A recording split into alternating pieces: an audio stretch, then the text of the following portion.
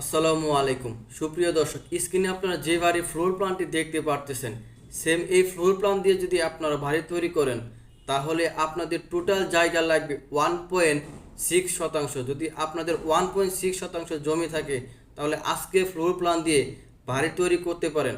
আর আজকের floor plan দিয়ে বাড়ি তৈরি করার ফলে আপনাদের কি পরিমাণ অর্থ ব্যয় হতে পারে সে সম্পর্কে আপনাদের একটি ধারণা দিয়ে দিব। অবশ্যই ভিডিওটি আপনারা সেই অবধি কন্টিনিউ করবেন, তাহলে আশা করি আপনাদের জন্য খুবই হেল্পফুল হবে। প্রথমে চলুন দেখে নেওয়া যাক আজকের বাড়িটির ফ্লোর প্ল্যান। সুপ্রিয় দর্শক, এটি হচ্ছে আজকের বাড়িটির ফ্লোর প্ল্যান। বাড়িটির ডান সাইডে রাখা হয়েছে স্টেয়ার বা সিঁড়ি। এই সিঁড়ির নিচ দিয়ে রাখা হয়েছে মেন এন্ট্রি গেট।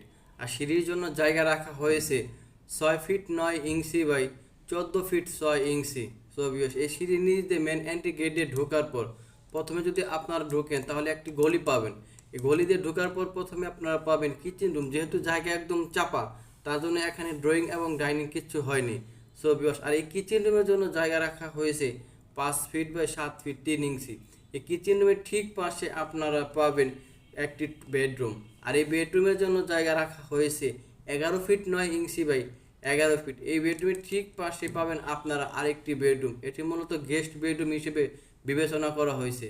আর এই গেস্ট বেডরুমের জন্য জায়গা রাখা হয়েছে 11 ফিট 9 ইঞ্চি বাই 9 ফিট। এই গেস্ট বেডরুমের সাথে রয়েছে একটি কমন টয়লেট। আর আজকের ফ্লোর প্ল্যানটিতে একটি মাত্র টয়লেট দেখানো হয়েছে, কারণ জায়গা চাপা, তো এই জন্য এখানে দুইটি টয়লেট দেখানো যায়নি। আর এই টয়লেটের জন্য জায়গা রাখা হয়েছে 6 feet 3 inch by 4 feet. So এই টয়লেটের ঠিক পাশে পাবেন আপনারা আরেকটি বেডরুম। আর এই বেডরুমের জন্য জায়গা রাখা হয়েছে 10 ফিট বাই 11 ফিট। এই বেডরুমের সাথে রয়েছে একটি বারান্দা। আর এই বারান্দার সাইজটি রাখা হয়েছে 10 ফিট বাই 2 ফিট 6 ইঞ্চি। মোটামুটি এই তিনটি বেডরুম যদি আপনার এই সাইজ সাজাতে চান, সেক্ষেত্রে আপনাদের টোটাল জমি লাগবে 18 ফিট বাই 40 ফিট, অর্থাৎ পাশে লাগবে আপনাদের 18 ফিট এবং লম্বায় লাগবে আপনাদের 40 ফিট, অর্থাৎ 1.6 শতাংশ জমি।